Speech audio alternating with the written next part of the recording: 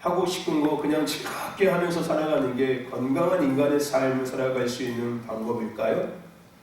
예를 한번 들어 생각해 보십시오. 여러분, 교회를 한번 우리 생각해 볼까요? 여러분, 교회 안에서 여러분들이 하고 싶은 거 있으시지요?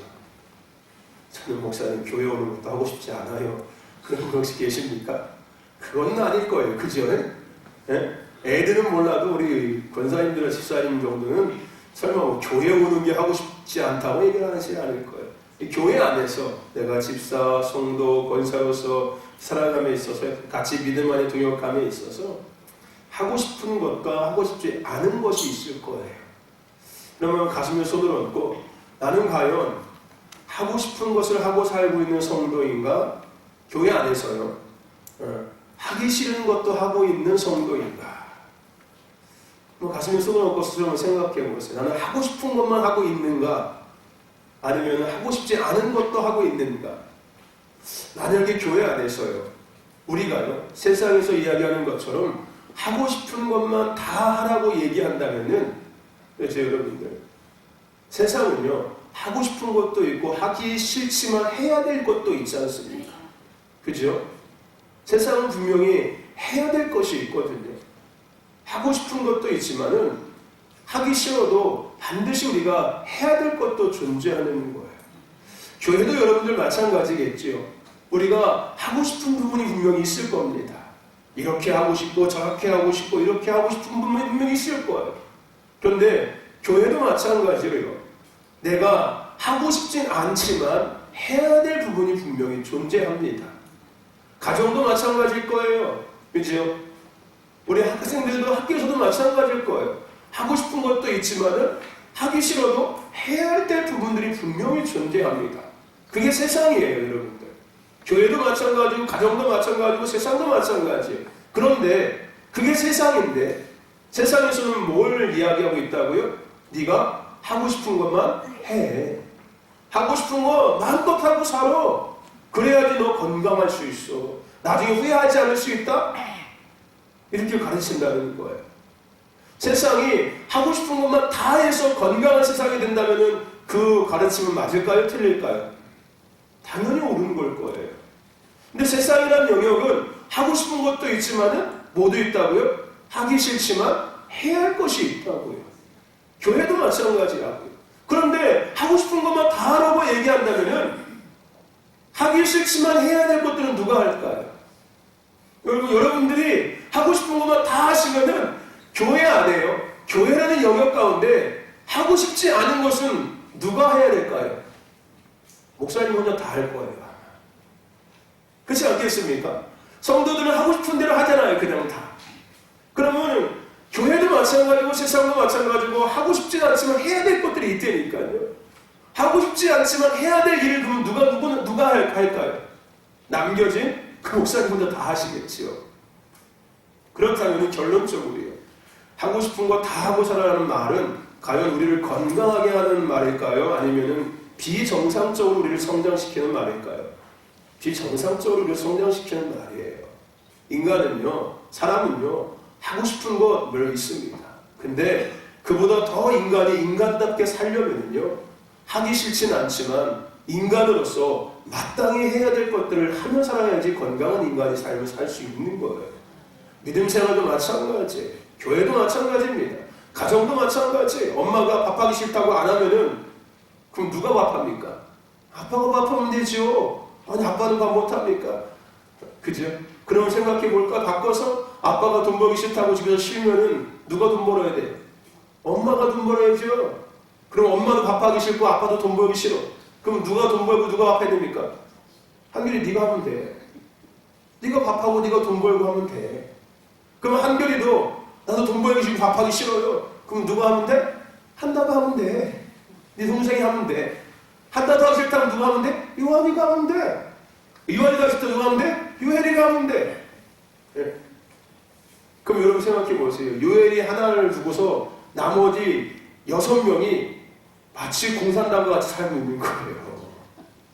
그거는 되게 이기적인 거예요, 여러분. 하고 싶은 거 하고 살라는 말은 사회를 더 이기적인 집단으로 만드는 그럴듯한, 그죠? 생각해 보십시오, 여러분들. 다 하고 싶은 것만 것만 하고 살면은 하기 싫지만 해야 될 일은 누가 해요, 그거 여러분들? 힘없는 사람, 어쩔 수 없이 해야 되는 사람, 이런 사람들이 할까요? 그게 얼마나 이기적인 사회입니까? 교회도 마찬가지예요. 그게 얼마나 이기적인 공동체예요. 내가 하고 싶은 것만 하고 하기 싫은 거 안 해버리면은 결국은 그 하기 싫지만 해야 할 일 누군가 하잖아요. 그러면 그 사람은 힘들 거 아니에요. 나는 내가 하고 싶은 거 해가지고 편할지 모르겠지만 그게 얼마나 이기적인 집단입니까? 그죠? 그것은 우리를 건강하게 만드는 게 아니에요. 교회도 마찬가지고 믿음도 마찬가지고요. 세상도 마찬가지예요. 인간이요, 살아감에 있어서 함께 하기 싫지만 해야 할 일도 협력하며 선을 이뤄가는 게 인간의 삶이에요. 하나님도 우리에게 분명히 이렇게 말씀하셨어요. 합력해서 선을 이루라고 말씀하셨어요. 하나님은 세상을 창조하실 때 그냥 네가 하고 싶은 대로 살아라고 창조하지 않으셨어요. 마치 할머니가 손자 손녀 키우는 것처럼 아이고 우리 손자 어쩌저쩌 해 그래 우리 뭐 해줄까 이렇게 하나님께서 우리를 태어나게 하지 않으셨다고, 이렇게 지으시지 않으셨어요. 하나님은 우리를 그렇게 만드시지 않으셨습니다. 인간으로서 마땅히 해야 될 것과 하지 말아야 될 것들을 우리에게 정해주셨고, 우리가 그것을 마땅히 행하며 살아갈 때 우리가 하나님의 사람다운 삶을 살아갈 수 있게 하겠다라고 약속하셨고 말씀해 주셨어요. 여러분, 하나님은 우리를 어떻게 만드셨는지 아십니까? 이 지으심에 대한 부분이야. 이 앞에 써 있는 것처럼 지으심에 대한 겁니다. 하나님께서 우리를 어떻게 만드셨을까요? 창세기 1장 26절에 보니까요, 하나님이 이르시되 우리의 형상에 따라 우리가 사람을 만들고, 하나님께서 하나님의 형상에 따라서 하나님의 사람을 만드셨다는 거예요. 그게 누구라고요? 우리예요. 우리는 그냥 원숭이가 그냥 지나다가지고서 그냥 이렇게 막 털이 없어지고 막 그냥 주둥이가 들어가고 막 귀가 이렇게 옆으로 붙어지고 막 이래서 만들어진 사람이 아니라, 하나님께서 하나님의 모양과 하나님의 형상대로 하나님의 사람을 만드는 것이 저와 여러분인 거예요. 할렐루야. 아멘. 그래서 27절에 보니까 하나님의 자기 형상 곧 하나님의 형상대로 사람을 창조하시되 남자와 여자를 창조하시고, 하나님께서 우리를 지으셨다는 것. 아이 목사님, 나는 우리 엄마 아빠가 지었는데요. 네, 맞아요. 여러분 엄마 아빠가 여러분 지으셨어요. 근데 여러분의 엄마 아빠의 태 속에 하나님께서 짓게 하셨다는 거예요. 엄마 아빠를 통해서 여러분이 이 땅에 탄생한 것뿐이 우리가 탄생한 거지, 그 엄마 아빠의 그 생명의 잉태의 시작은 하나님이라는 거예요. 근데 그 하나님께서 우리를 만드실 때 하나님의 형상과 하나님의 모양으로 하나님의 사람을 만드셨다는 거예요. 할렐루야. 그래서 하나님의 형상대로 지음받고 하나님의 모양대로 살아가는 것이 복인 겁니다. 그게 복음이에요, 여러분들. 그게 복된 소식이고 그게 복된 삶이에요. 인간이 하나님의 지으신 대로, 하나님의 모양대로, 하나님의 형상대로, 하나님의 모양대로 살아가는 것이 그게 복된 삶인 겁니다. 하고 싶은 것만 하고 살아가는 게 복된 삶이 아니라 하나님께서 우리를 만드신 대로, 그 모양대로, 그 형상대로 살아가는 게 인간이 복된 삶을 살아가고 있는 거예요. 할렐루야. 세상에서 요구하는 대로 그냥 그렇게 살아가는 게 복된 삶이 아니라, 그게 건강한 삶이 아니라, 하나님께서 지으신 대로, 하나님께서 부르신 대로, 하나님의 모양과 하나님의 형상대로 살아가는 게 인간이 가장 건강하게 복된 삶을 살아갈 수 있는 방법이라고 하나님께서 우리에게 말씀하셨다는 거예요. 그러나 형상이 없는 모양대로 살아간다면 생명이 없는 종교적 신앙과 똑같은 거예요. 형상은 없고 모양만 있는 거예요. 이게 뭔 얘기예요? 안고 없는 찐빵과 같다는 거예요. 겉은 찐빵인데 속에 뭐가 없어요? 안고가 없어요. 근데 이름은 뭐라고 얘기한다고요? 찐빵이라고 이야기한다. 물론 찐빵은 쪄서 빠는 빵을 찐빵이라고 얘기하기는 맞아요. 네, 그렇게 생각한다면 맞는 거지만은, 그죠? 우리가 생각하고 있는 그 찐빵은 속에 그 팥 안고가 있는 거잖아요. 마치 우리가요, 하나님의 형상을 잃어버리고 그냥 하나님의 모양대로만 살아간다면요, 그건 안고 없는 찐빵과 똑같다는 거예요. 예수님께서 이야기했던 것처럼 경건의 모양은 있는데 경건의 능력이 없는 거하고 똑같은 것이요. 하나님의 모양대로 사는 삶, 하나님의 형상대로 살아가는 것. 그게 뭐예요? 하나님의 형상대로 살아가는 것은 하나님의 자녀입니다. 하나님의 형상은 하나님의 자녀인 거예요. 그리고 하나님의 모양대로 살아가는 삶은 하나님의 자녀의 삶인 거예요. 이해가 되십니까? 하나님의 형상은 하나님의 자녀고 하나님의 모양은 하나님의 자녀로 살아가는 거예요. 그래서 여러분들, 우리에게 필요한 변화는 규칙에 따른 행동의 변화가 아니라 정체성의 변화, 존재의 변화입니다. 우리가 진짜 변화해야 될 것은 규칙에 따라서 행동하는 행동이 변화되는 게 아니라 규칙을 정해놓고 그 규칙에 따라서 막 움직이는 이게 우리가 변한 게 아니라 우리의 변화는요, 정체성의 변화, 존재의 변화인 거예요. 네? 나의 정체성이 변화되는 거예요. 나의 존재의 그 근본이 변화되는 겁니다. 즉, 내가 말씀대로 살고자 하는 것이 아니라 하나님의 자녀가 자녀대로 삶의 영역에서 그 말씀을 이루며 살아가는 자가 되어야 된다는 거예요. 네?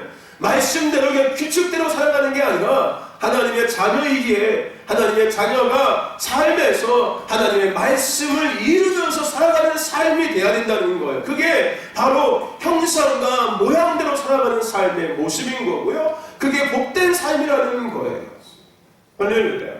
아멘. 여러분, 오늘 믿는 것을 넘어서 사는 것이 되어야 합니다. 아멘. 예수를 믿는 것을 넘어서 예수를 사는 삶이 되셔야 돼요. 할렐루야. 아멘. 믿는 것이 아니라 사는 믿음이 되셔야 된다고요. 아멘. 여러분, 내가 하나님의 자녀인 것을 믿는 것을 넘어서 자녀로 살아가는 삶이 되셔야 돼요. 네. 나는 하나님의 자녀입니다. 믿습니다. 맞습니다. 그럼 하나님의 자녀입니다. 그런데 그것을 넘어서서 하나님의 자녀로 삶에서 살아가는 것이 되어야 된다는 겁니다. 그것이 바로 지으심과 부르심의 시작이에요. 그리고 그 시작이 바로 뭐냐면은 예배입니다. 할렐루야. 그게 바로 모양과 형상대로 살아가는 시작점이에요. 하나님의 자녀가 하나님의 자녀의 삶을 살아가는 가장 기본적인 시작이 뭡니까? 예배하는 거예요. 할렐루야. 그게 하나님을 믿는 거예요. 내가 예수를 믿는 거예요. 내가 하나님의 자녀인 것을 내가 믿고 있는 거예요. 나는 하나님의 모양과 형상대로 지음받은 하나님의 자녀입니다 라고 내가 고백하는 것들을 내가 예배의 자리에서 보여주고 있는 거예요. 입으로만 나는 하나님을 믿습니다. 믿습니다. 믿습니다. 이게 아니라, 그죠? 삶으로 살아가는 거예요. 그 가장 작은 시작, 아니요, 저는 가장 본질적인 시작점이 뭐라고요? 바로 예배의 자리입니다. 할렐루야. 예배자의 삶을 살아가는 것은, 예배를 드리는 것은 하나님의 자녀가 하나님의 자녀의 삶을 살아가는, 떠나가서 하나님의 자녀가 삶의 영역에서 말씀을 이루는 자의 삶을 살아가는 시작이에요. 출발점이에요. 할렐루야. 아멘. 하나님은 하나님의 형상대로 하나님의 사람을 만드셨고 그들에게 생육하고 번성하고 정복하며 다스리며 살아가라고 말씀하셨습니다. 창세기 1장 26절 이하에 있지요. 하나님께서 하나님의 모양과 형상대로 사람을 만들고 그들에게 복을 줘. 그렇죠? 뭐라고 이야기했다고요? 너희는 생육하고 번성하고 충만하고 정복하고 충만하고 다스려라. 이 땅의 모든 것들을 그렇게 말씀하셨어요. 그러한 삶을 누리는 것, 그 삶을 살아가는 것, 그 시작이 바로 예배의 자리에서부터입니다. 할렐루야. 아멘. 생육하고 정복하고 다스리고 충만한 삶을 살아가는 시작, 그게 예배의 자리에서부터인 거예요. 할렐루야. 여러분, 오늘도 예배 가운데 천국이 보여지십니까? 할렐루야. 여러분 표정 보니까 천국이 절대 안 보여지는 표정이세요. 천국이 보여지시길 축원합니다. 예배는 천국이 임하는 시간이에요. 내 안에 임하고 예배의 환경 가운데 공간 가운데 보이진 않지만 임하는 거예요. 천국이 임하는 것들이 느껴져야 되고요. 천국의 소리가 들려져야 되고요. 할렐루야. 아멘. 여러분, 천국이 보여지고 천국이 누려져서 하나님의 자녀들이 이 땅에서 하나님의 자녀의 삶을 살아가게 하는 것, 그게 뭐라고요? 예배입니다. 예배를 통해서 그것이 시작되어지고 예배를 통해서 그것이 유지되어지는 거예요. 할렐루야. 그래서 성도의 신앙의, 성도의 믿음의 심장은 뭐라고요? 예배입니다. 예배는 종교 활동이 아니에요. 종교 행위가 아닙니다. 내가 예배를 종교 활동이라고 생각하고 종교 행위라고 생각한다면은 천국을 누릴 수 없어요, 여러분들. 천국을 맛볼 수 없습니다. 하나님의 자녀로서 생육하고 정복하고 다스리고 충만한 삶을, 복된 삶을 살아갈 수 없는 거예요.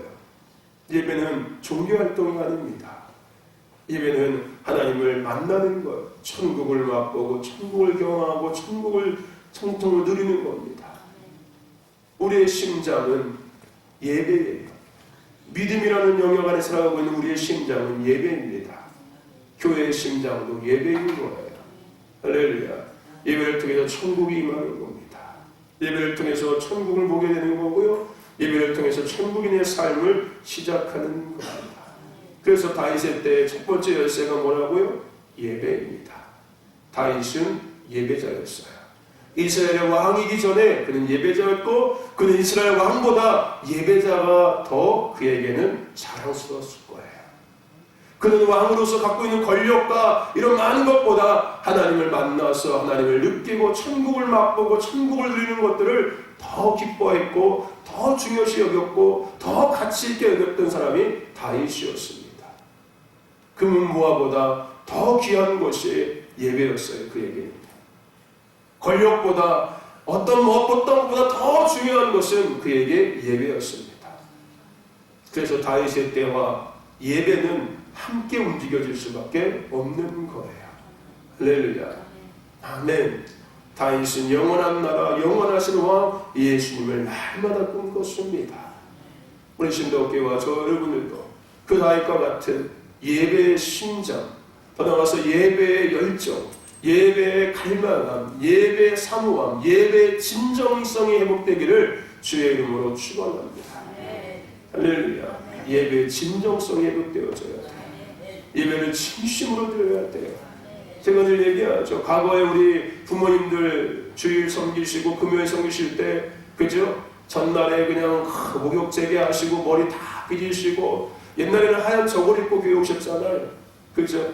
저고리 미리 다 다려놓으시고, 헌금도 미리 다리 위로 다 다려가지고서 꼬깃꼬깃한 거 다 펴가지고서 헌금도 성경책에 미리 다 꽂고서 그렇게 예배를 했다. 그게 예배의 진정성이에요. 그만큼 예배를 심장처럼 여겼다는 증거, 행위가 아니에요, 여러분들. 그거는 행위 이전에 그분들이 예배를 어떻게 생각하고 있었는지에 대해서 간접적으로 보여주고 있는 모습이에요. 그만큼 예배를 중요시 여겼다는 거예요. 그만큼 예배를 진정성 있게 생각했고 그 예배를 너무나도 사모했다는 거예요. 지금도 그런 사람들 많이 있습니다. 그런 사람들의 삶이나 역사가 끊이지 않을 수밖에 없지요. 할렐루야. 여러분, 여러분의 삶에 하는 역사가 없는 것을 탓하지 마시고 여러분 예배의 자세를 한번 생각해 보시길, 점검해 보시길 축원합니다. 나는 과연 예배를 어떻게 받아들이고 어떻게 생각하고 어떠한 자세로 예배를 드리고 있는지를 한번 점검해 보세요. 그러면은 내 삶에 하나님의 역사가 없을 수밖에 없겠구나라는 결론이 나올 겁니다. 네. 그렇지 않겠습니까? 제가 지난주에 얘기했죠. 제사 지낼 때 여러분들 대충 제사 지냅니까? 아니잖아요. 성껏 제사 지내지 않습니까? 그렇죠? 예배도 여러분들 우리 그렇게 드리실 수 있어요. 왜 여러분들 교회 올 때 이쁜 옷 입고 오고 이런 오늘도 다 이쁘게 하고 오셨는데, 그죠? 꽃단장하고 오셨는데 왜 그래 하시는 거예요? 그 예배에 대한 진정성이 거기에 표현되고 있는 거예요, 여러분들. 무슨 얘기인지 아십니까? 그만큼 내가 준비해서 예배한다는 거지 않습니까? 내가 예배를 그만큼 소중히 여긴다는 거지 않습니까? 내가 그만큼 예배를 중요시 여긴다는 거지 않습니까? 여기 앞에 여러분 카페도 다 깔았지요. 이게 신홍수 권사님, 홍진임 사님 깔는 거예요, 둘이서. 기술자죠? 내가 그랬어요. 예배당 다 깔으라고. 잘 깔았지요. 여러분 이런 거 왜 하는 거예요? 왜 이렇게 불 켜놓고서 아이고 전기세 아까 목사님 그거 왜 하나게 다 켜놓는데요? 왜? 그거 뭐 없어도 되는데 이거 뭐 크게 다 이렇게 한대요? 그게 왜 그럴까요, 여러분들? 그냥 눈에 보기 좋으라고 하는 걸까? 이게 뭐가 보기 좋습니까, 여러분들? 우리 권사님들 눈에 오히려 더 그냥 눈부시고 별로 안 좋지요. 그게 중요한 게 아니에요. 그만큼 예배를 다 중요시 여기고 있고 그 예배의 환경 또한 중요시 여기고 있다는 그 마음의 모습들이 보여지고 있는 거예요. 여러분, 우리가 스스로를 봐도 알지 않습니까? 내가 예배 드릴 때 내 모습을 보면은 내 마음이 이미 드러나고 있어요, 여러분들. 뭐 다는 아니겠지만은 100%는 아니겠지만 대부분의 사람들의 모습을 보면은요, 그렇죠? 예배 가운데 오늘 유정이 머리 감고 왔어, 안 감고 왔어? 개인의 프라이버시니까 믿지 않겠어. 숙녀에게는 실수지, 큰일 나지, 실례지. 예를 들어서 그런 거지 않습니까? 그냥 막 자다 일어나서 부시시해가지고서 막, 여러분 그렇지 않겠습니까? 그게 이미 내 마음에 예배에 대한 마음이 없는 거잖아요. 그렇지 않겠습니까? 여러분, 예배는 믿음의 심장입니다. 꼭 기억하십시오. 할렐루야. 그 심장이 건강해야 내 믿음도 건강해지고 우리 신앙도 건강하고 삶도 건강해질 수 있어요. 하나님께서 우리를 하나님의 자녀로 만드신 것처럼 생육하고 번성하고 정복하고 다스리는 삶을 살아갈 수 있는 겁니다. 그게 예배에서부터 시작되는 거고요. 내가 천국도 예배에서부터 시작되는 거예요. 세상에서 절대 천국을 맛볼 수 없습니다. 세상에서 절대 세상에 있는 것들로 정복하고 다스리는 살아갈 수 없어요. 왜냐하면 세상은 양강식의 세상이기 때문에 그래요. 가진 자는 더 갖고 가진 자는 더 갖고서 낙한 자를 부르는 게 세상입니다. 아니요, 천사. 예배는 교회는 아니에요, 여러분들. 네. 교회에서 예배 가운데서 우리는 천국을 맛볼 수 있는 겁니다. 아멘. 그런 저와 되길 주의 이름으로 축원합니다. 오늘은 예배를 통해서 자녀의 삶을 살아감으로 생육하고 정복하고 다스리는 권세를 가지고 이 땅에서 천국을 누리며 천국을 소망하며 살아가는 저와 여러분 되기를 주의 이름으로 축원합니다. 아멘. 이 시간 우리 김한결 학생이 나와서 오늘의 성경 암송 할 겁니다. 우리 같이 귀로 듣고 또 입으로 같이 아멘을 하답해서 함께 하나님께 영광 돌립시다. 아멘. 오늘 나가요. 뜸 들이면 이제 세 개씩 계속 올릴 거야, 하나씩. 앞에 보고 차렷 인사.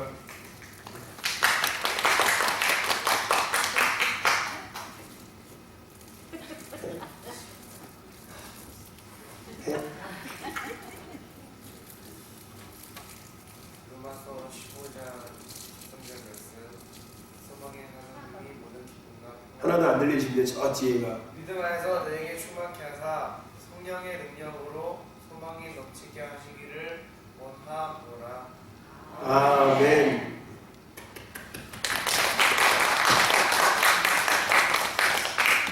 오늘 우리가 또 이어서 우리가 본문을 통해서 함께 그 말씀을 나누고자 합니다. 아마 오늘이 마지막 본문을 통해서 나누는 말씀일 것 같습니다. 오늘 본문의 제자들은 예수님께 이야기했습니다. 뭐라고 이야기했습니까? 아직 수수하려면 넉 달이나 더 있어야 합니다 라고 이야기했어요. 이와 비슷한 이야기가 성경에는 몇 군데 있습니다. 첫 번째는 가나 혼인잔치의 사건이에요. 요한복음 2장 3절에 보니까 포도주가 모자란지라 예수의 어머니가 예수에게 이르되 저희에게 포도주가 없다 하니 예수께서 이르시되 여자여 나 무슨 상관이 있나이까 내 때가 아직 이르지 못하였나이다 라고 이야기합니다.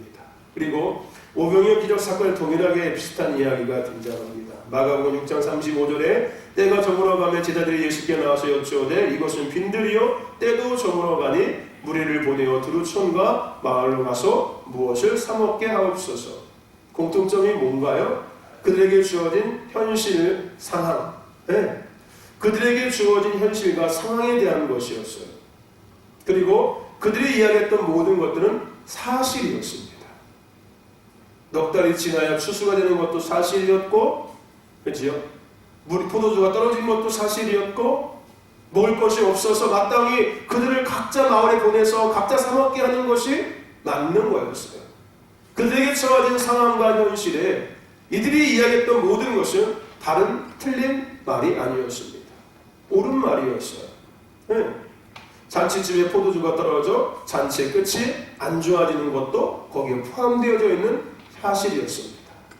단순하게 포도주가 떨어진 것이 사실이 아니라 이제 포도주가 떨어짐으로 말미암아 잔치의 끝이 그냥 잘 아름답게 끝나야 되는데 그냥 오히려 잔치의 끝이 이상하게 끝나는 상황이 지금 놓여져 있었던 거였어요. 그리고 한 어린아이가 먹을 하루 양식, 그 물고기 2마리, 본떡 5개, 그렇죠?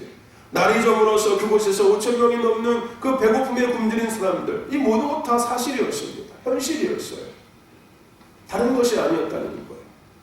그런데 그 현실, 그 상황, 그 사실이라는 그 영역 안에서 어떤 일이 일어났습니까? 우리가 아는 것처럼 물이 변해서 포도주가 되었습니다. 네. 포도주는 이미 다 떨어졌어요. 여기서 포도주가 술이 아닙니다. 여러분들 오해하지 마십시오. 아, 성경에 포도주 먹었잖아요. 먹어도 되지 않습니까? 포도주는 와인을 먹어도 되지 않습니까? 그런 이상한 소리 하는 사람들이 있어요. 와인은 먹어도 됩니다. 포도주 먹었으니까. 아, 예수님도 포도주 먹고 제자들 먹었는데 포도즙입니다. 즙, 여러분들. 예? 알코올이 안 섞인 거예요. 무슨 얘기인지 아십니까? 예? 알코올이 안 섞인 걸 이야기하는 거예요. 그러니까 성경을 내 마음대로 해석해가지고 갖다 써서 쓰면 안 돼요, 여러분들 절대. 예? 성경을 갖다 쓰려면은 히브리어, 헬라어, 원어까지 다 확인하고 쓰셔야 됩니다. 그게 정말로 뭘 이야기하고 있는지를 확인하고 쓰셔야지 그냥 갖다 내 멋대로 써는 내가 보면 쓰기 시작해서 이상한 사입이 이단이 되기 시작하는 거예요. 네. 그래서 성경을 갖다 쓰고 싶으면은 원어를 확인하고 쓰셔야 됩니다. 포도주는 술이 아니라 포도즙이었어요, 여러분. 네. 물이 변해서 포도주가 됐습니다. 네. 요한복음 2장 7절에 보니까 예수께서 저희에게 이르시되 항아리에 물을 채우라 하신즉 아구까지 채우니 이제는 떠서 연회장에 갖다 주라 하시매 갖다 주었더니 연회장은 물로 된 포도주를 맛보고 어디서 났는지를 알지 못하되. 물이 변해서 뭐가 되는 거예요? 포도주가 된 거예요. 그리고 우병의 길 사건도 마찬가지였습니다. 물고기 2마리부터 5개가 5천 명을 먹이고 남는 기적이 일어났어요. 누가복음 9장 16절에 남자만 한 5천 명이 됩니다. 제자들에게 이르시되 때를 지어 한 50명씩 앉히라 하시니 제자들이 이렇게 하여 다 앉힌 후 예수께서 떡 5개와 물고기 2마리를 가지사 하늘을 우러러 축사하시고 떼어 제자들에게 주어 무리 앞에 놓게 하시니 먹고 다 배불렀더라. 현실적으로요, 추수할 수 없는 상황입니다. 현실적으로 해결이 불가능한 상황이었습니다. 그러나 하나님의 역사는 우리가 알다시피 불가능할 때 시작되어지는 거예요. 할 수 없을 때 하나님의 역사가 시작되는 겁니다. 지금까지 기도했는데 안 돼서 포기했던 것들, 지금까지 믿음으로 행했는데 안 돼서 포기하고 멈추었던 것들, 지금까지 순종했는데 아무런 열매가 없어서 포기하고 멈췄던 것들, 이제 그러한 상황 속에 추수가 시작되는 거예요. 할렐루야. 다윗의 때는 바로 그런 때입니다. 네. 그러한 상황 속에 추수가 되는 게 추수예요, 여러분들. 될 때 되는 게 추수가 아니라 안 되는 상황, 안 될 수밖에 없는 상황에서 그것이 되어지는 게 하나님의 추수예요, 여러분들. 그게 하나님의 역사고요. 아멘. 다윗의 때는 그런 때예요. 네. 지금까지 기도했는데 안 돼서 멈추고 포기했던 것들이 이제는 응답되어지고 이루어지는 때, 지금까지 믿음으로 행했는데 안 돼서 포기하고 멈췄던 그 믿음의 행위가 이제는 이루어지는 때, 역사로 나타나는 때, 할렐루야. 지금까지 순종했는데 아무런 열매가 없어 포기했던 그 순종이 이제는 열매로 맺어져서 추수하는 때, 이게 다윗의 때입니다. 예수님은 제자들에게 말씀하셨어요.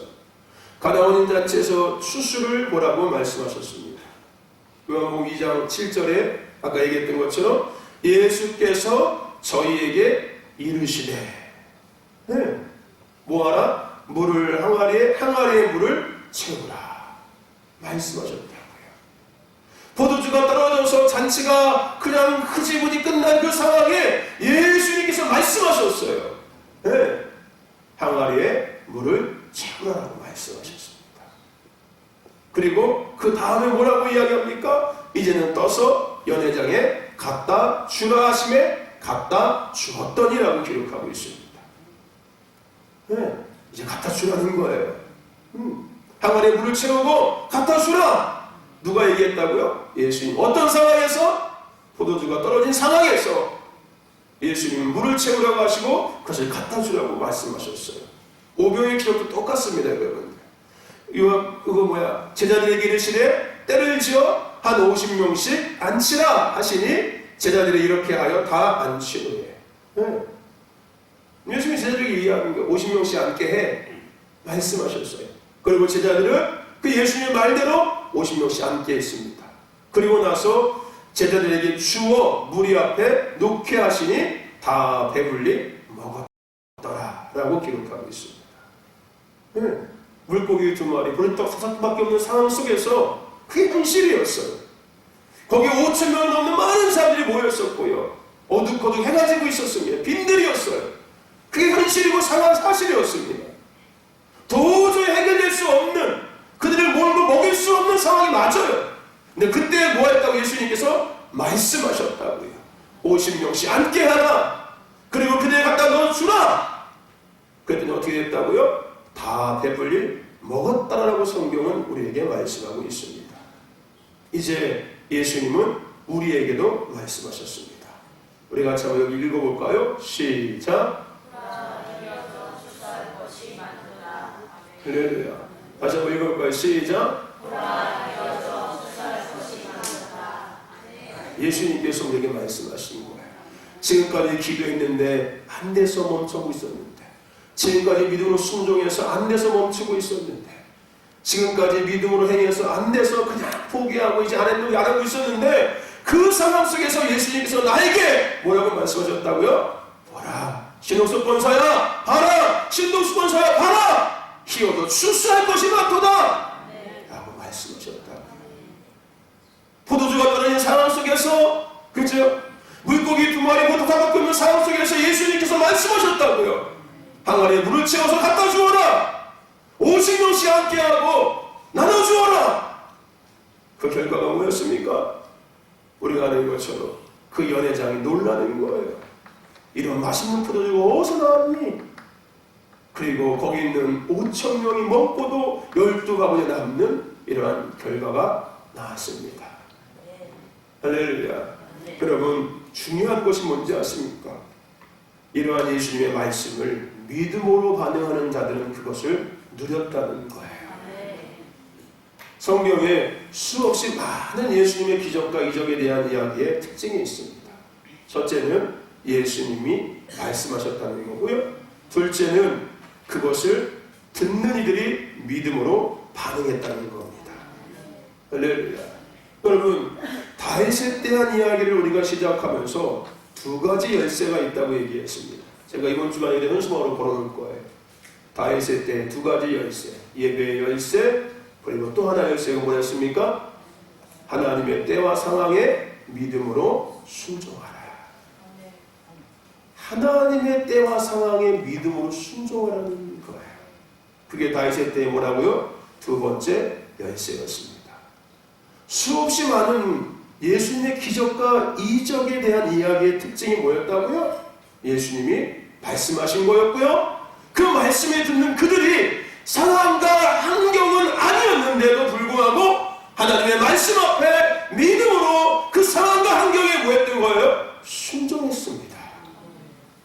할렐루야. 아멘. 다윗의 때 2번째 열쇠. 때와 상황에 믿음으로 순종하는 것. 그것은요, 수수할 것을 보게 하는 상황과 환경으로 연결되어져 있습니다. 할렐루야. 우리 내가 보고 싶은 것이 아니라 하나님께서 보게 하신 것들을 봐야 됩니다 라고 이야기했죠.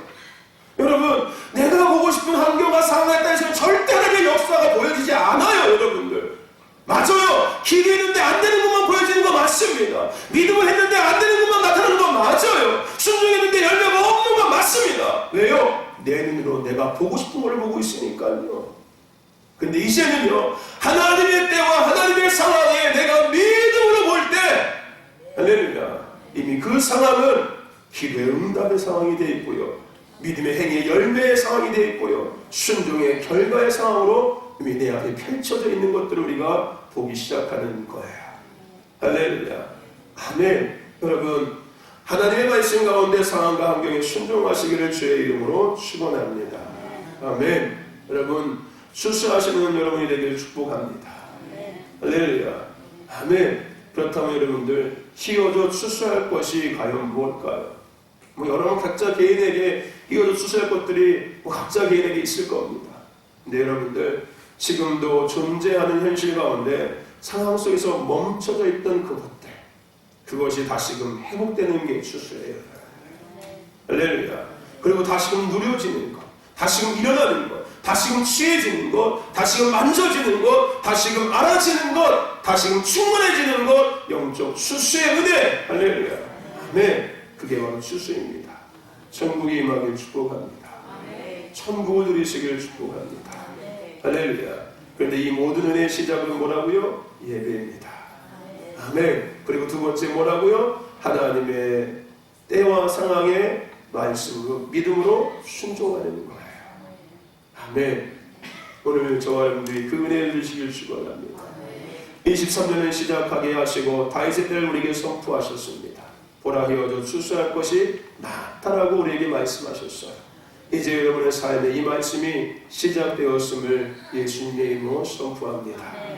예배를 통해서 내가 원하고 바라는 것들을 보고 기대하는 것이 아니라 하나님이 보게 하시는 때와 상황을 보고 믿음으로 순종하여져서 휘어져 추수할 것들을 보고 듣고 취하며 누리며 하나님의 나라를 위해서 영광을 살아가는 저와 여러분과 우리 신도교회 공동체 23년 한 해가 되기를 주의 이름으로 축원합니다. 더 말하는 것은 나의 삶이 됐든 나의 믿음의 영이 됐든 우리 가정이 됐든 가문이 되었든 이 지역이 됐든 나라가 되었든 오래 항폐하였던 그 땅에 꽃들이 피어나는 것들을 보고 의의 나무가 가득하여서 사시사철 열매를 맺고 천국을 보여주고 누려지는 할렐루야. 그 은혜가 임하기를 주의 이름으로 축원합니다. 그것을 맛볼 수 있는 저와 여러분과 우리 신도교회 공동체가 되기를 주의 이름으로 축원합니다. 우리 마지막으로 한번 수요 자고 계신 분 인사하세요. 휘어져 추수할 것이 많습니다.